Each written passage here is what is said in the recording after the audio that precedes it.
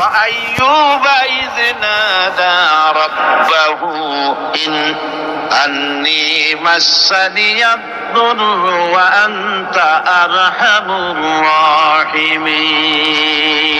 স্মরণ করো সেই সময়ের কথা যখন আইয়ুব তার রবকে ডেকে বলেছিল, আমি অসুস্থ আর তুমি তো রহমান রহিম দয়াময়।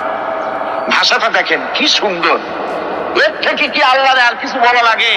আল্লাহ পাকের কাছে তিনি বলতেছেন, আল্লাহ আমি তো অসুস্থ, আমি তো অসুখ করেছে আমার, আর তুমি তো দয়াময় রহমান রহিম। এক অন্ধ, ঈদের দিন কত অন্ধই তো আসে খয়রাত করার জন্য, ভিক্ষা করার জন্য, চতুর্দিকে ভিক্ষা করতেছে অন্ধরা। এক অন্ধ ঈদের গেটের কাছে দাঁড়ায় বলতেছে, ভাইরা আজ হচ্ছে ঈদের দিন আর আমি কিছু দেখতে পাচ্ছি না। কে বেশি পয়সা পাইল?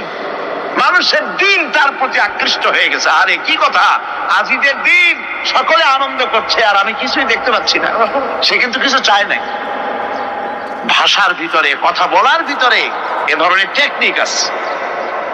হযরত আইয়ুব আলাইহিস সালাম বললেন না যে আল্লাহ আমারে মাফ করে দাও, কষ্টের মধ্যে আছি। তিনি শুধু বলেছেন, রব্বুল আলামিন আমি অসুস্থ হয়ে পড়েছি, আমার অসুখ করেছে, আর তোমার নাম রহমান রহিম। এতটুকু কথা বলেছেন। আল্লাহ রাব্বুল আলামিনের দরজায়, তার দরবারে আইয়ুব আলাইহিস সালামের ডাক চলে গেছে। যায় নাই? কোন অসুবিধা আছে নাকি? কোন অসুবিধা নাই। পানির তলা দিয়া যদি কেউ ডাক দেয়, পাহাড়ের ভিতরে বসে যদি কেউ ডাক দেয়, আল্লাহ রাব্বুল আলামিন তা শুনতে পান। ইউনূস আলাইহিস সালাম মাছের পেটে বসে চিৎকার মেরেছিলেন, লা ইলাহা ইল্লা আনতা সুবহানাকা ইন্নী কুনতু মিনাজ জালিমিন।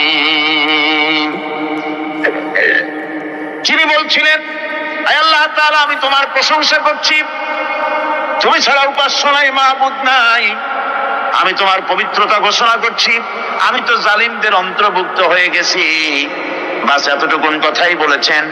আল্লাহ পাক বলছেন, ইউনূসের ডাক তো কেউ শোনে নাই, পানির মধ্যে কেউ শোনে নাই, জমিনের কেউ শোনে নাই, মহাশূন্যের কেউ শোনে নাই, কিন্তু মাছের পেটের ভেতরে থেকে গভীর অতল দরিয়ার তলদেশ থেকে মাছের পেটের ভিতরে বসে আমার ইউনূস যে ডাক দিল, ওই ডাক আমি আরশের মালিক আমি শুনতে পেয়েছি, আর সঙ্গে সঙ্গে জবাব দিয়েছি।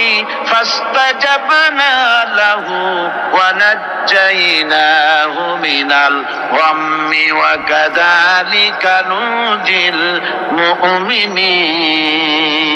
ডাকের সাড়া দিলাম, বিপদ দিয়া বাঁচায় দিলাম। বলছি, وأيوب إذ نادى ربه أني مسني الضر وأنت أرحم الراحمين। স্মরণ করো সেই সময়ের কথা যখন আইয়ুব তার রবকে ডেকে বলেছিল, আমি অসুস্থ আর তুমি তো রহমান রহিম দয়াময়। ভাষাটা দেখেন কি সুন্দর।